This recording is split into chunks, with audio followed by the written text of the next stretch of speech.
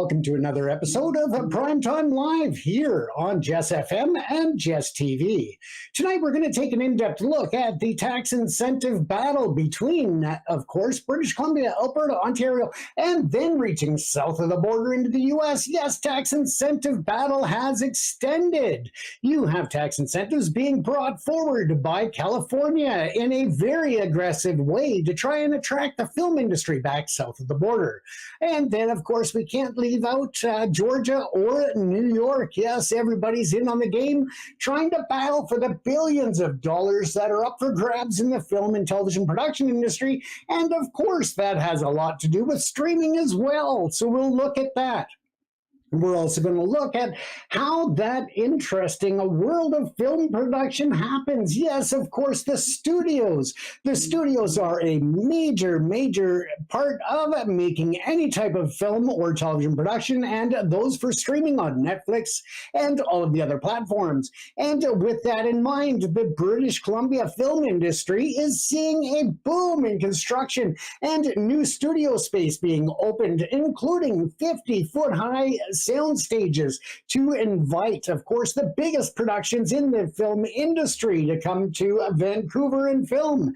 But is that enough? We'll take a look at that and again, other parts of the film industry as we move into the show. But of course, first we are looking at the headlines from not only here locally, but also across Canada and around the world. Yes, we know that we are coming to you from Lethbridge, but of course we need to keep our eyes open on the bigger picture of what's happening around the globe. And again, this is part 2 of part 3 in our series on the film and television production industry in North America. Now, let's take a look, folks. You are watching Primetime Live, and tonight a nation is on the edge. Yes, Canada's skies are grinding to a halt as a massive work stoppage at Air Canada threatens to ground the entire airline, leaving hundreds of thousands of travelers stranded. Yes, at the peak end of summer season, that is not a good sign. And across the country, of course, a second straight catastrophic wildfire season rages, choking cities with smoke, forcing thousands from their homes, and now sparking a new political conflict with the United States. And that conflict is escalating, and we'll take a look at that. Now, an intensifying trade war with Washington threatens to cripple key Canadian industries. With the border of Lethbridge, Alberta directly in the crosshairs, we'll take a look at that in further detail. And of course, today, Donald Trump demanded that Canada start looking at ways to get our aluminum, our steel, and other products across the border without inconveniencing him. He does not seem to understand that Canada does not bow and kiss his ass whenever he snaps his fingers. To make demands of Canada is not a part of negotiations and definitely is not going to win the hearts of Canadians to come over to his side to support his theories and his ways of doing things, especially with tariffs. Now, of course, we can look at that until the cows come home, but we've got other news and other stories to talk about tonight. We'll take you to the front lines of the political battle in Lethbridge, where a controversial proposal to redraw electoral maps are being called blatant gerrymandering. Then we go global, a stunning admission from the Kremlin as Vladimir Putin confirms North Korean troops are fighting and dying for Russia in Ukraine, a dangerous new alliance with global implications. And in Geneva, a landmark global treaty to end plastic pollution has collapsed as oil-producing nations block efforts to cap production. All that and more tonight as we jump in on our top stories. Don't forget, folks, that if you would like to be a part of the conversation, add your comments to the comment section or call in on WhatsApp, and we'll have that number for you in just a few minutes after we get going on the headlines. As we start our main stories, we'll open up the WhatsApp and the phone lines for your calls, so don't be shy. Get in on the conversation. Now, as I said, we're going to begin tonight with a travel crisis of unprecedented scale as Air Canada, the nation's largest airline, is shutting down. The airline has already begun what it calls a gradual suspension of all Air Canada and Air Canada Rouge operations, canceling flights ahead of the full work stoppage set to begin at 1 a.m. on Saturday. Now, the numbers are staggering. By tomorrow evening, the airline expects to have canceled flights affecting over 100,000 customers. In total, 500 flights will be grounded by the end of Friday. Once the shutdown is complete, it will impact an estimated 130,000 people every single day. And that could leave 25,000 Canadians stranded abroad daily. So again, if you are traveling, make sure that you contact the airline if they haven't reached out to you already. Now, behind these numbers are countless stories of disruption and heartbreak. Define and her mother have been traveling and dreaming of a trip to Paris for 12 years. Yes, they are finally looking at that dream to come to fruition, but that could be in jeopardy. Meanwhile, Pex and Chen of Newmarket, Ontario says her family of 6 is in desperate position as their long-planned Alaska cruise is likely canceled. Now, this would be, I would assume, in result to the air access for the flights to and from the port cities. Now, the shutdown is the result of a bitter contract dispute between the airline and the union representing its 10,000 flight attendants. The union's core issues are what it calls poverty wages and, of course, the long-standing practice of unpaid labor. Now, flight attendants, as you may or may not be aware, are not paid for their work during critical phases such as boarding, deplaning, and on-the-ground emergencies. Now, at a news conference, some held signs reading "unpaid work won't fly." Good play on words, but for its part, Air Canada says its latest offer includes a 38% increase in total compensation over 4 years. The airline proposed entering a binding arbitration process, but the union rejected it, saying it prefers to negotiate a deal its members can vote on. Now, with talks at an impasse, the situation is now a high-stakes test for the federal government. Air Canada has explicitly stated that the very serious disruptions could prompt the company to ask for government intervention. This is a clear signal that the airline is preparing to force Ottawa's hand, potentially through back-to-work legislation. At the absolute peak of summer season is a maximum leverage strategy by the union, of course, designed to inflict the most significant disruptions possible to force a favorable settlement. But it has also increased political pressure on the Carney government to act fast.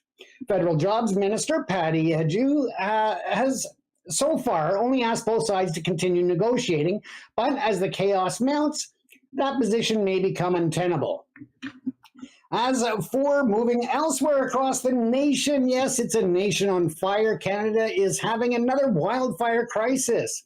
While travelers face chaos in the skies, a crisis on the ground is choking the air we breathe. Canada is battling its second worst fire season since records began in 1983. A staggering 7.4 million hectares of land is already burned this year, and that's an area nearly the size of Panama. As of tonight, more than 700 wildfires are active across the country, and over 2/3 of them are classified as out of control. The most critical front in this battle is on Vancouver Island in British Columbia. The Mount Underwood fire, burning just south of Port Alberni, is raging out of control and has now scorched more than 3,400 hectares. Nearly 20,000 people in the region are on standby, ready to evacuate at a moment's notice.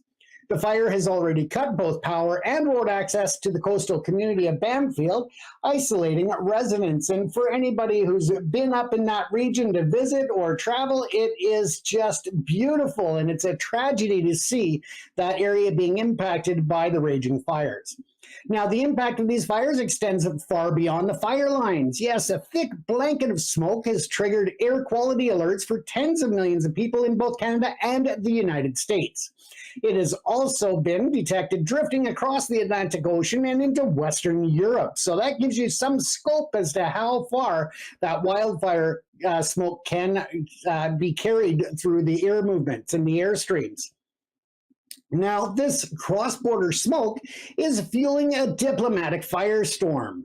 In a sharply worded statement, a group of Republican U.S. lawmakers accused Canada of failure to prevent and control wildfires and warned that the smoke is hurting relations between the two countries. They've even suggested the U.S. could make it an issue in tariff negotiations. This elevates the environmental crisis into serious bilateral irritant, intertwining climate policy with economic threats. While Canadian officials have stressed that this is an unprecedented crisis driven by climate change and are calling for international cooperation, some American politicians are framing it as a unilateral failure of Canada's forest management. Now, this fundamental disconnect, of course, filtered through the lens of a polarized U.S. Political scene, is creating a diplomatic impasse, making a unified science-based response to shared continental crisis incredibly difficult. Now, let's not forget that we, of course, in Canada have been dealing with generations of pollution flowing across our southern border from the U.S., from industries such as the car manufacturing industry in Detroit or elsewhere. And, of course, now they are upset about our our wildfire smoke. And again, who is the first to jump in and offer assistance when their when their states are on fire? Of course, it's Canada. But we don't complain about their wildfire smoke crossing from Portland, from Seattle, well, Washington or Oregon, or other states that border Canada. So again, it's just a ridiculous argument. If they want to come up and volunteer for 100 years each and rake our forests, by all means. We are a vast nation of forests, and they will never run out of work. Now, let's take a look at the aforementioned Canada-U.S. trade. Yes, the tariff wars, again, bringing us to a brink.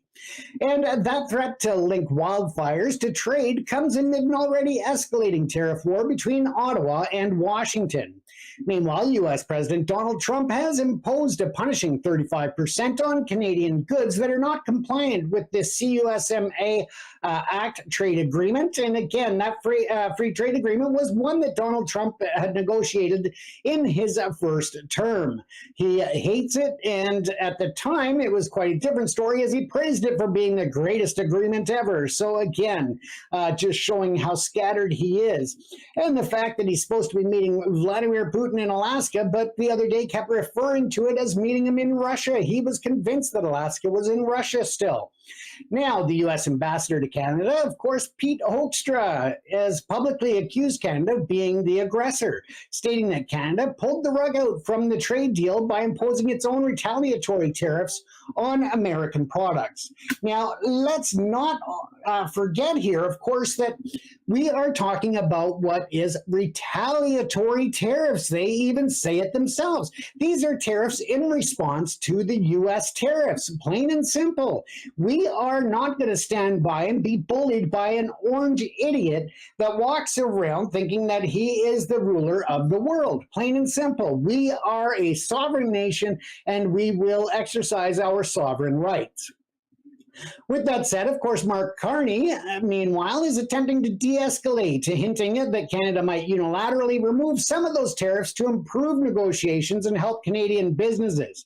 The Prime Minister's office has emphasized that preserving the North American Free Trade Deal is a top priority. Now, let's not get this wrong. Canadians do not want this trade war. Canadians have a great respect and love for most of our friends and families that are south of the border. Yes, we have very good relations over decades and century of working together in North America and forming great ties and interwoven fabric of our trade programs. And to have this come to the point that it's at now is actually quite sad, and hopefully we can find a way through it. We'll watch and see how that plays out, but this national and international battle is having severe consequence at the local level. And according to the Canadian Chamber of Commerce, few cities are more vulnerable to this trade war than Lethbridge, Alberta. Yes, right here in Lethbridge, folks. The battle over the electoral map is heating up. Now, in Lethbridge, the economic pressure is compounded by a fierce political battle over the city's future.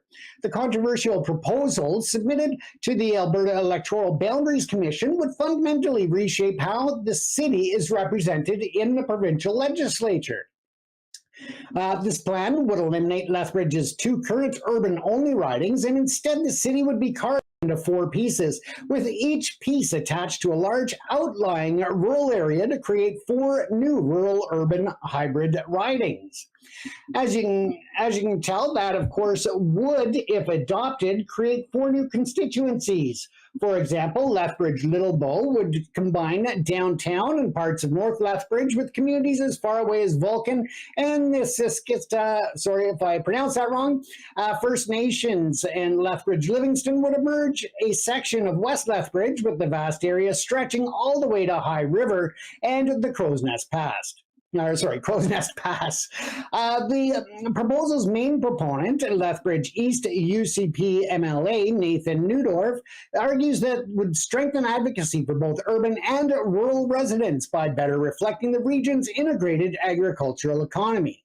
Again, there's 2 sides to it because the opponents are calling it a blatant power grab.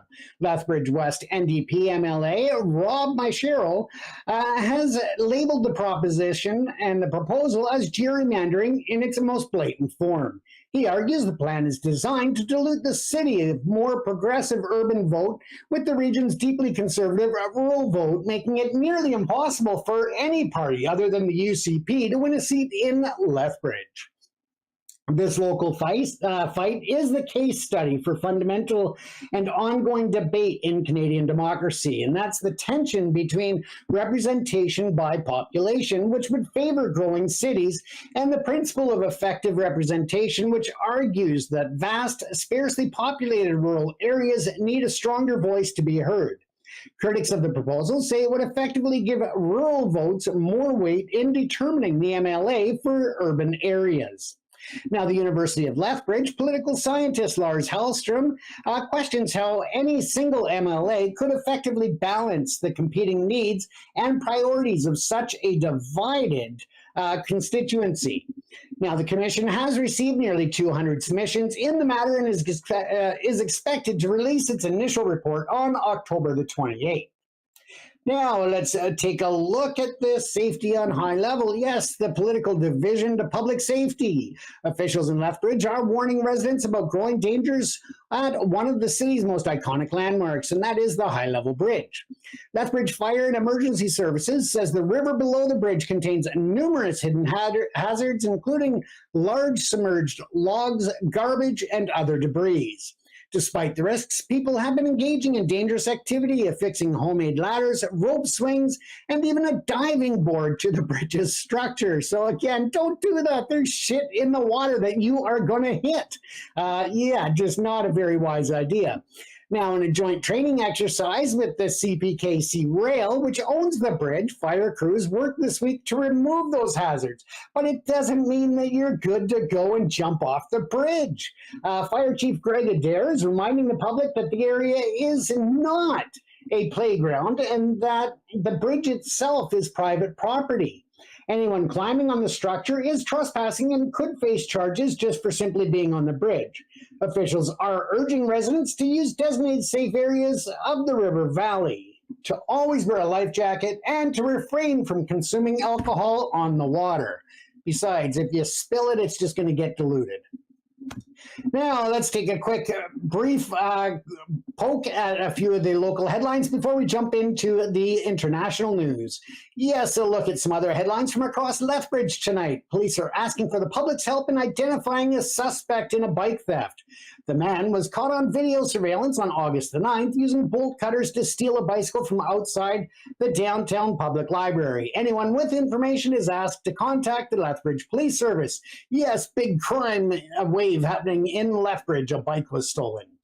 National food recall has a direct impact on the city. Yes, several brands of Dubai chocolate containing pistachios have been recalled due to a salmonella outbreak that has sickened at least 52 people across Canada and sent 10 to hospital. The recalled brands include Choc-Filet, Chocolato, and Chocolates Favorites. Now, residents are urged to check their homes for these products and dispose of them immediately. And finally, due to ongoing dry conditions, a fire ban is now in effect in the entire Lethbridge River Valley. All open fires are prohibited until further notice. And for some of you that are just redneck to the core, prohibited means do not do it, dumbass. Now, let's take a look at international news. Yes, Putin's new ally, the North Korean troops in Ukraine, return to the world stage in a stunning and dangerous escalation in the war in Ukraine. In a public statement, Russian President Vladimir Putin has officially confirmed that there has been rumors for months of North Korean troops directly involved in the conflict, and that has now been confirmed by Putin himself. Putin thanked soldiers from the Korean People's Army for their role in helping to liberate the Kursk region from the Ukrainian forces. Now, this is no small deployment. According to intelligence assessments, more than 10,000 Korean soldiers have been sent to fight along Russian forces, serving as frontline assault units and reportedly sustaining thousands of casualties. This development transforms the conflict, making the formation of a de facto military alliance between the two heavily sanctioned nuclear-capable states. Now, the partnership goes far beyond manpower. North Korea, of course, is now a critical lifeline for Russia's war machine, supplying more than half of the artillery shells being used by the Russian military in Ukraine, as well as a significant number of ballistic missiles. In exchange, Russia is providing North Korea with advanced military technology, including modern air defense systems, electronic warfare equipment, and assistance in developing more sophisticated drones and missiles. This symbiotic relationship fundamentally alters the geopolitical landscape.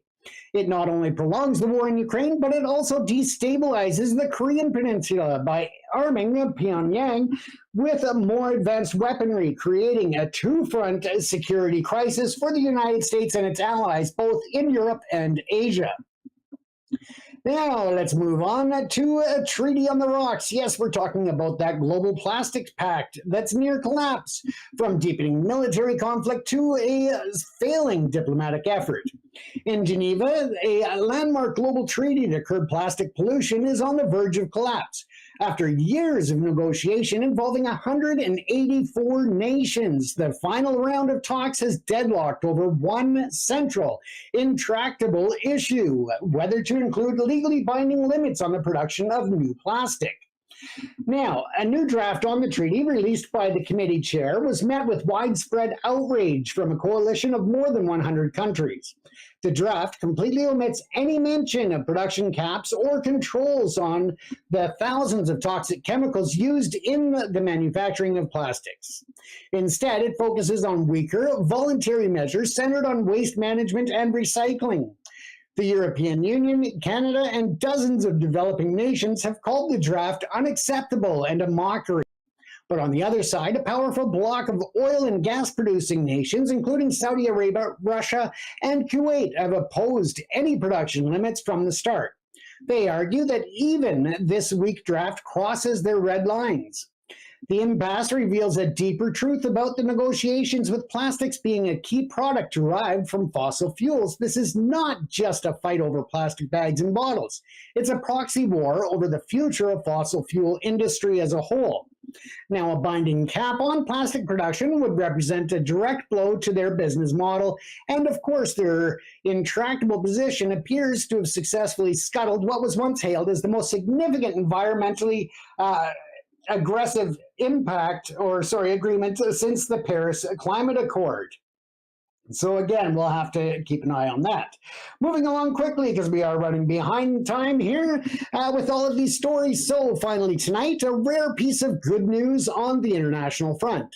In a show of bipartisanship, the U.S. Congress and the Trump administration have agreed to protect funding for the PEPFAR, the President's Emergency Plan for AIDS Relief.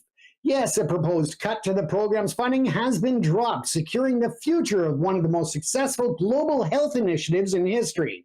The PEPFAR program is created with saving more than 26 million lives over the last 2 decades. The proposed budget for fiscal year 2026 now stands at approximately $6.2 billion. The funding ensures that the United States can continue its leading role in the global mission to end HIV/AIDS as a public health threat by 2030. However, significant challenges do remain, particularly in diagnosing and treating the estimated 1.4 million children currently living with HIV worldwide. And that is our just jump on the headlines happening around Lethbridge, across Canada, and of course around the world. Thank you for being a part of that. And again, and now we are jumping into our top stories and our deep dives into the film industry. We are going to take a look tonight at two specific areas of the film industry and how it has evolved, what people are doing in terms of industry, government, and others to try and work with the current challenges and to, of course, attract more film production to their region. Last week, we had a very pleasant discussion with several representatives of the Mountain View Film Office in Alberta, and we thank them for being a part of the conversation. Next week, we are going to be talking with a studio manager and owner in Santa Monica, California. As well, we'll be talking to Film LA. Yes, that's the main film office for the LA region, prior to the Santa Monica film office opening at the end of this year, which will end a long-term partnership that they have had with Film LA. So again, we'll talk all about that next week in that episode. But tonight, let's start by taking a look at the film industry and tax incentives. It is creating a battle between various states and provinces for the almighty dollar, the billions of dollars annually that goes into the film, television, and streaming production industry. Now, we're going to go behind the silver screen to uncover a story that's not about the actors or the awards, but about concrete capital and competition. The global film and television industry is more than just entertainment. It's a colossal economic engine, a multi-billion-dollar prize fiercely sought after by cities, states, and provinces across North America. The battle for production supremacy is being fought in two distinct fronts. First, there's the infrastructure race, a tangible, high-stakes competition to build the biggest, the most technically advanced, and, of course, environmentally sustainable studio spaces on the planet. We'll take you to the epicenter of this construction boom, Metro Vancouver, yes, here in British Columbia. The region is long known as Hollywood North, now cementing that title in steel and glass. And then there's the incentive war, a less visible but even more intense conflict waged throughout the complex multi-billion-dollar tax credit programs. It's a financial arms race designed to lure major productions and the thousands of high-paying jobs and massive local spending that they bring from one jurisdiction to another. Yes, tonight on Primetime Live, we investigate Hollywood's new fronts. And before we do that, let's just take a moment to thank our program sponsor. Yes, this episode is brought to you by Carey Movers Limited, Western Canada's favorite family-owned and operated moving company, providing long-distance moves throughout Western Canada and local moves in the Metro Vancouver and Fraser Valley area. You can get a free moving quote online at www.careymovers.com. Yes, that's K-A-R-Y movers.com. And yes, they do have a specialized film industry unit that can help with locations and other needs. Again, that's careymovers.com. But let's get back to our story here. And that is, of course, we are investigating Hollywood's new fronts. In our first segment, we're going to explore the massive studio expansions transforming the skyline and the economy here in Metro Vancouver. Now, in our second segment, we'll conduct a deep dive, and that'll be an analysis of the tax credit showdown between the six dominant players: British Columbia, Alberta, Ontario, New York, California, and Georgia. Although other provinces and states are definitely trying to get into the game, and that includes Saskatchewan and Manitoba, among others. So again, it just shows how vast and how important those dollars can be in terms of contributors to each region's GDP. Now, this could be, a big number for a lot of regions. And some might see it as a winner-takes-all contest for content. But again, there is enough to go around. But again, it is a fierce competition. Now, let's take a look at the concrete depths of the boom. Yes, for decades, Vancouver's stunning natural landscapes has provided the backdrop for countless films and television series. But the future of its industry is now being built indoors. Across Metro Vancouver region, a construction boom of unprecedented scale is underway, designed to meet the voracious global appetite for new content and solidify the region's position as a global production powerhouse. Now, the most dramatic evidence of this expansion comes from one of the region's foundational players, and that's the Bridge Studios that was developed in 1987 and established on the former site of a bridge building plant. And yes, that is how the Bridge Studios got its name. Now, it was the first dedicated studio facility in Vancouver, and now it's undergoing a transformation that will more than double its capacity. By this summer, Bridge Studios is operating a staggering 34 world-class sound stages, up from its previous 16, spread across 3 state-of-the-art facilities in the city of Burnaby, a part of Metro Vancouver. And the crown jewel of this expansion, well, that is the brand new Lake City Studios. And I was actually out there last week. Beautiful, beautiful facility. Just amazing for the production attraction coming into British Columbia. Of course, it is a purpose-built, full-service television and film complex constructed on 18.6 acres. Yes, the site is massive, and the facility will house 18 new sound stages with specifications designed to attract the largest and most demanding productions in the world, with stage heights reaching 50 feet. And individual stage sizes will range from 9,000 to 40,000 square feet. One of the stages will be among the largest in Western Canada, measuring almost a full acre in size, providing the immense unobstructed space required for a modern blockbuster filmmaking. Yes, it is growing massively. And with the studio expansions going on, it is no doubt that Vancouver will see that lull that we've been experiencing, moving forward to seeing more productions coming in. Now, as we look at that, recognizing that the logistical challenges of large-scale productions, the complex is strategically located steps from the SkyTrain's rapid expansions and such. So as the SkyTrain reaches out to Langley, and Langley Center, of course, that's going to help to bring people into the studios because they are located on the transit line already. So again, that's going to help with cutting down congestion and bringing people into the studios without a huge impact on the local environment and, of course, the carbon emissions. Now, the growth is not restricted or confined to one single company. It's an industry-wide strategic investment in the region's future. In Langley, a municipality about 40 minutes from downtown Vancouver, the Martini Film Studios has announced a colossal expansion of its own. The planned development will add more than 600,000 square feet of purpose-built sound stages, offices, and production support buildings across the 25-acre campus.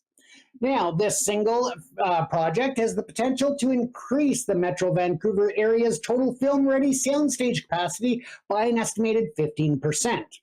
This move signals a significant geographic diversification of the industry, pushing traditional production core outward from Vancouver and Burnaby to create a new economic hub in the Fraser Valley. Meanwhile, established players are ensuring they remain at the cutting edge. Yes, that includes the Vancouver Film Studios, which has hosted major productions like Deadpool and The Flash, recently completing the construction of a 21,000 square foot soundstage and 30,000 square feet of production offices and support space.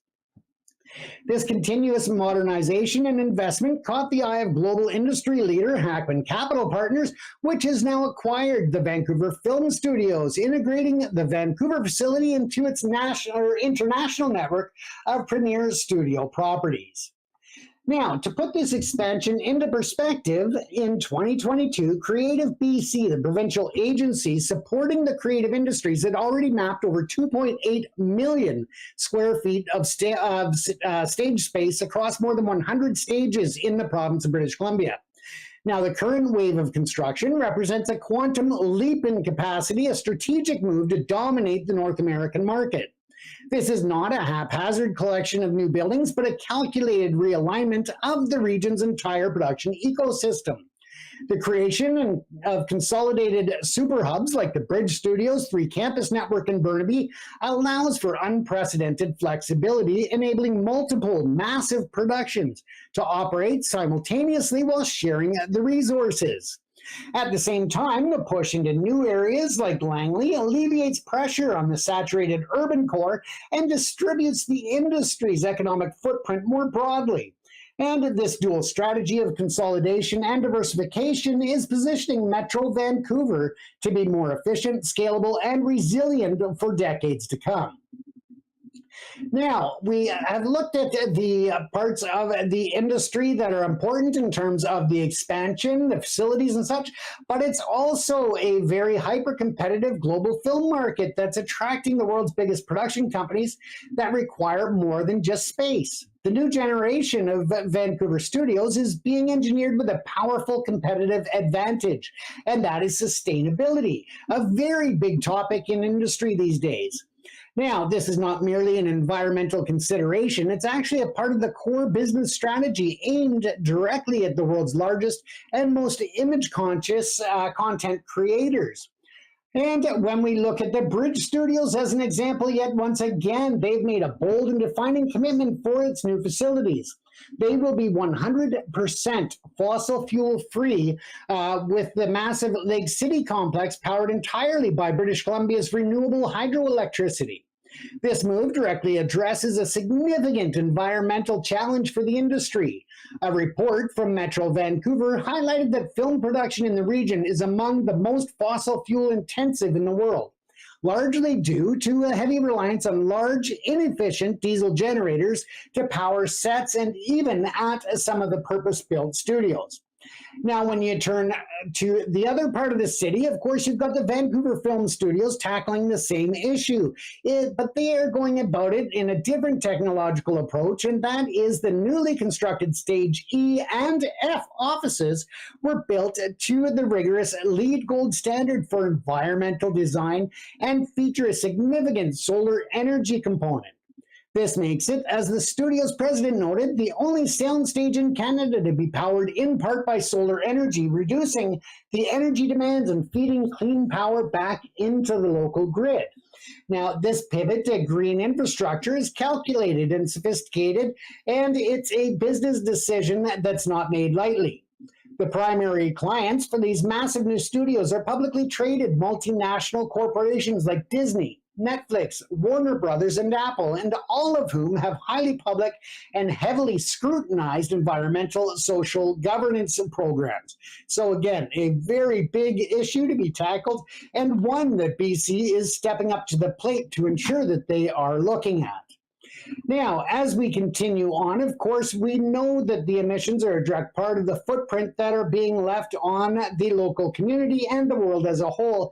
But again, they are under the immense pressures from not only clients and customers, and when I say that, I'm talking about the viewing public, but of course, they're also under the pressure from the investors, from regulators, and of course, as I said, us as consumers. So again, it's great to see that they are paying attention and doing their part to try and reduce a part of that footprint. Now, by engineering the studios that can verifiably offer lower emission, fossil fuel-free production environment, Vancouver's operators are providing a direct solution to a major corporate headache for their largest customers. It transforms a studio from a simple four-wall rental into a strategic partner in achieving corporate sustainability goals. In a crowded global marketplace, offering a green production pathway provides a powerful market differentiator that can be used to justify premium pricing, secure long-term multi-show contracts, and of course, de-risk protections from potential future carbon taxes or regulation changes. Now, it's a forward-thinking strategy that aligns with the physical infrastructure of Hollywood North and with corporate values of Hollywood's biggest players. Now, let's take a look at what's happening in terms of feeding that giant machine called consumption of content. Yes, the massive investment in physical infrastructure is a direct response to one of the defining economic forces of our time, and that is the insatiable global demand for content, primarily fueled by the rise of the streaming platforms.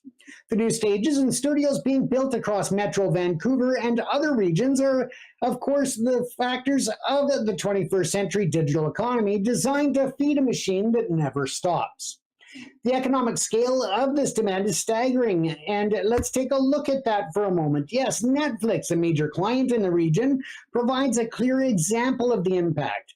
The production of a single series such as Avatar, The Last Airbender, generated over $150 million, and that was gross value added to the Canadian economy.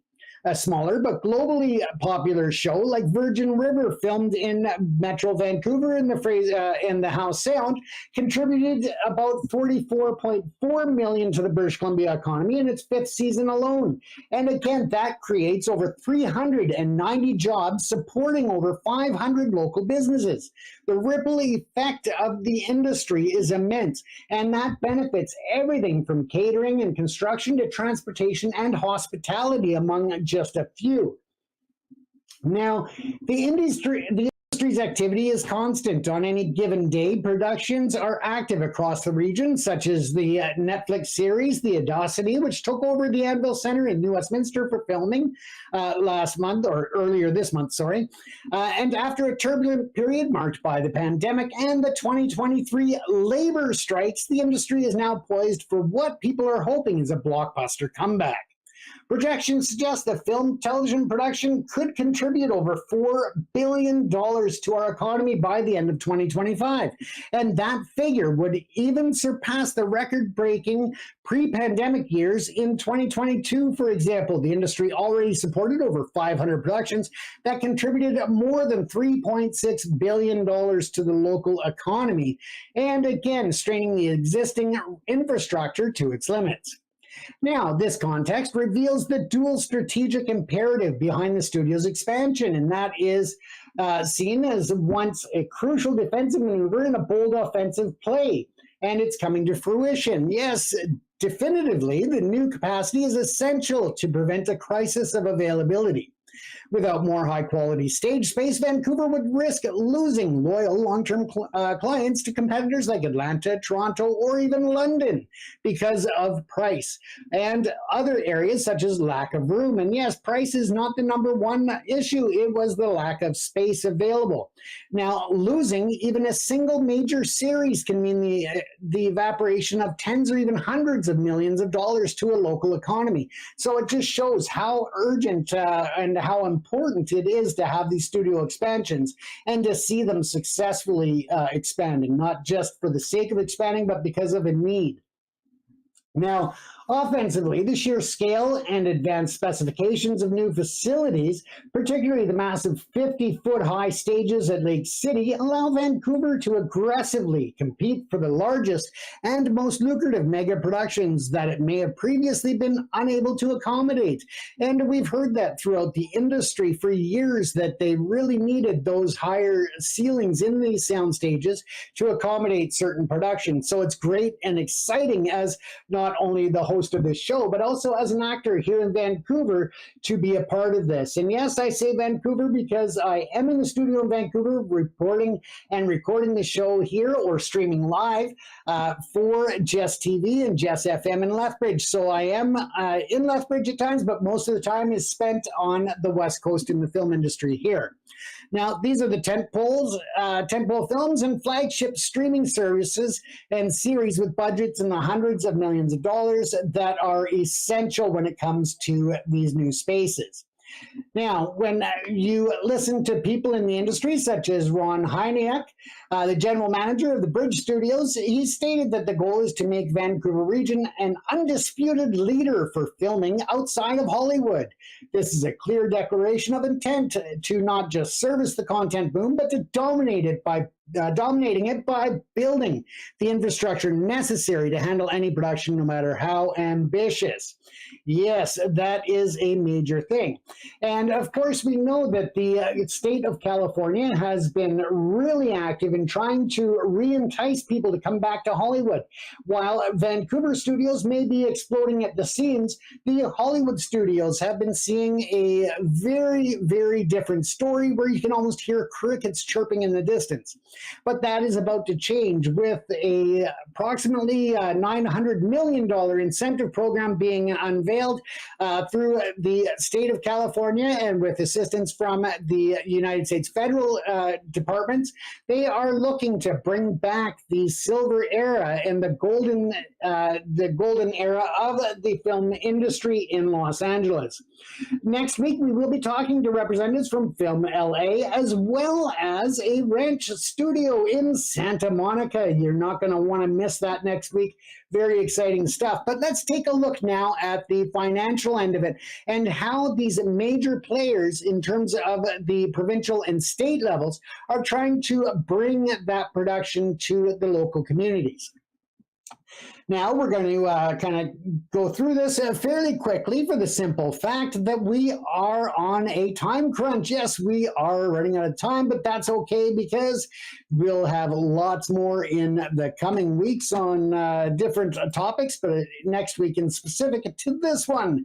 So again, don't be shy and make sure that you reach out if you would like to contact us on the various platforms, whether it's in the chat room here or, and let me pull up the number, folks. I forgot the number for the studio here. If you want to call in via WhatsApp, you are welcome to do that. We love to hear from you and would love to hear your opinions on, of course, the film industry in Canada, the US, or even elsewhere in the world, because, hey, we are airing everywhere. We are seeing people logging in and watching the show from the UK, from South Africa, from all over the world. So again, if you're on WhatsApp, you can dial in at 1-368-997-6741. Once again, yes, 368-997-6741. You can dial in.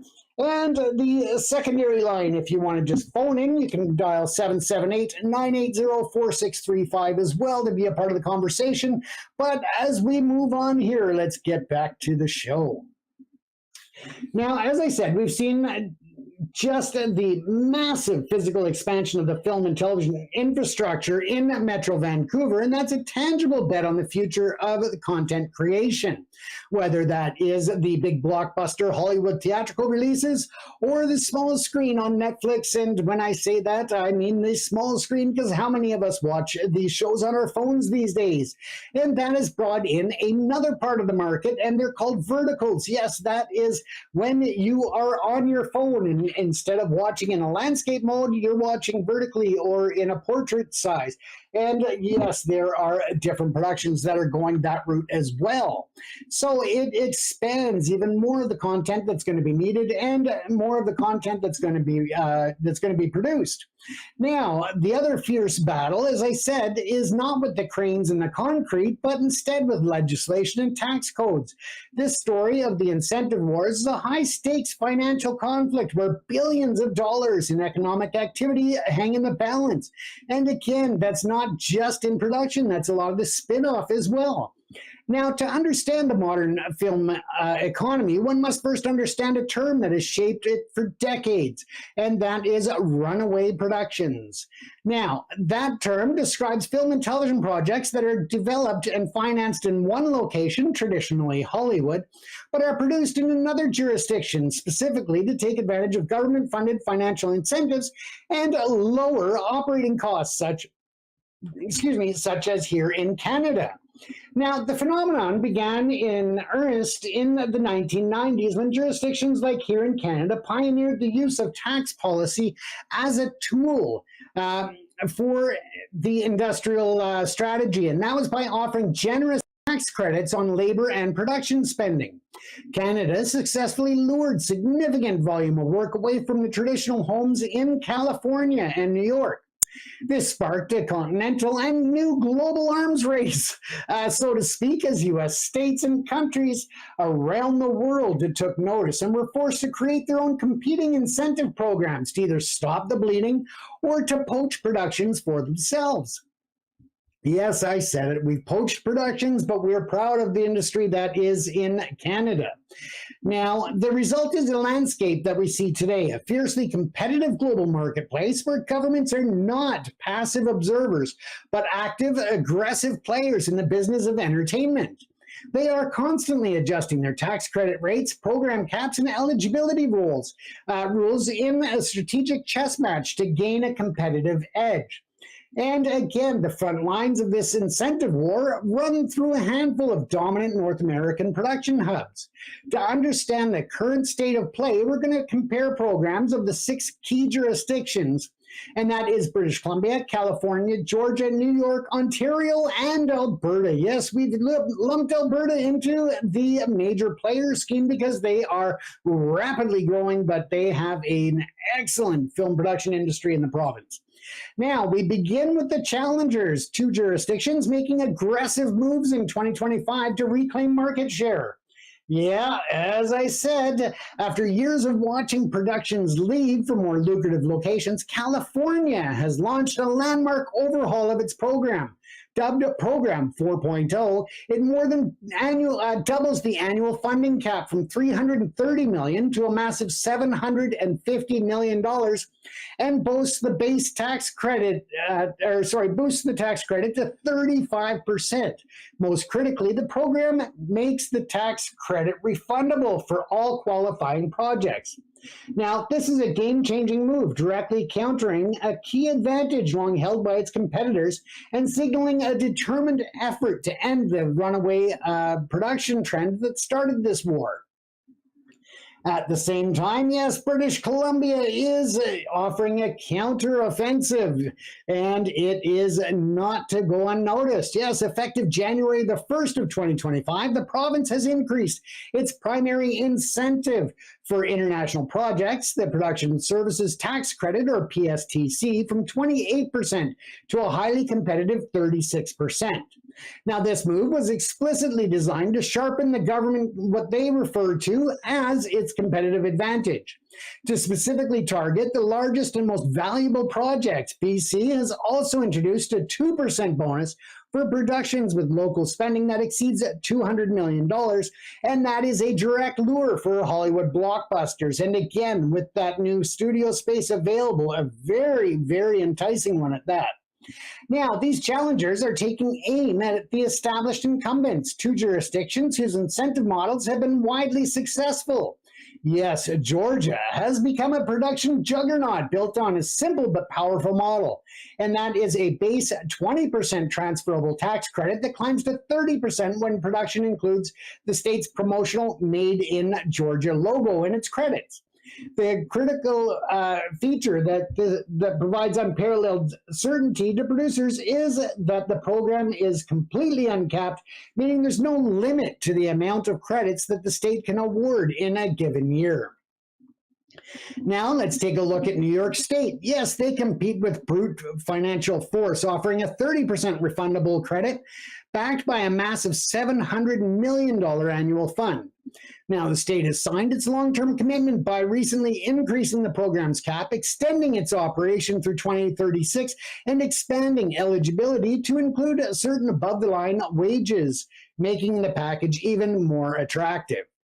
Now, finally, we have other power players such as Ontario that stands as the country's production volume leader, home to a massive 3.85 million square feet of stage space and the hub for Canada's domestic English language industry. Now, it offers a 21.5% refundable credit for production services and a separate robust 35% credit for domestic Canadian content productions. Meanwhile, over in Alberta, yes, they have carved out a strategic niche using its 22 to 30% refundable uncapped credit to attract large-scale, high-prestige productions that require vast landscapes and significant logistical support. Its success was cemented by landing the global mega HBO series The Last of Us Season 1. And a definitive case study is how well-designed incentive can attract the biggest projects in the world. Now, intense competition between the 6 big hubs is best illustrated by comparing their offerings. Yes, and that is what we have done in the interim and looked at that briefly. But again, these programs represent billions of dollars in tax expenditures annually. This raises the central question for taxpayers, and what is the return on this massive public investment? Proponents of the incentives point to a powerful multiplier effect, and that is where every dollar of credit generates several dollars in economic activity. Now, the data presented by governments and industry associations is compelling. In Georgia, for example, a recent comprehensive study found that the film industry supports nearly 60,000 jobs, and that for every $1 in tax credits issued, the state sees a return investment of approximately $6.30 of economic impact. Looking at California, the previous incentive program was found to have generated an astonishing $24.4 in economic output for every dollar invested, supporting 110,000 jobs and contributing nearly $22 billion to the state's economy over 5 years. Now, the figures may be simply impressive elsewhere, but New York's program supported an average of over 65,000 jobs annually in 21 and 2022, generating $1.1 billion in state and local tax revenue, while Ontario, on the other hand, again, the industry supported over 42,000 jobs, and an analysis showing that every dollar of credit refunded generated $3.40 in provincial GDP. Alberta, they of course, looking at the impact of a single production and how immense that can be. The first season of The Last of Us, as I said, basically stimulated over $182 million in GDP and supported nearly 1,500 jobs. Meanwhile, here in British Columbia, where the industry generated $2.7 billion in GDP in 2022, the enhanced incentives are expected to push that figure past $4 billion this year. However, to provide a complete picture, it's important to note that this narrative is not without its critics. A body of independent peer-reviewed academic research has questioned the net financial benefit to these programs. Some studies conclude that the incentives fail to stimulate enough new economic activity to justify their substantial cost to taxpayers, arguing that many are strongly revenue negative.